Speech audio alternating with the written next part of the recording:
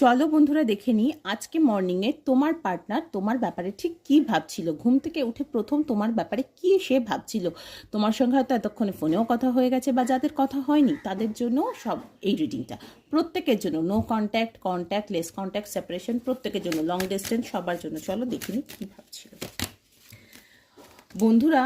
Partner তো তোমাকে নিয়ে কোথাও এগোবার কথা ভাবছিল, তোমাদের হয়তো খুব ঝামেলাঝাটি চলছিল, সেই জায়গা থেকে কিন্তু তোমার পার্টনার তোমাকে নিয়ে একটু দূরে কোথাও যাওয়ার কথা ভাবছিল, কোনো ভেকেশন বা কিছু, বা সেই ঝামেলাঝাটি এবার একটু থামিয়ে এবার কিন্তু সে তোমার সঙ্গে সেটেলমেন্টের কথাই ভাবছিল।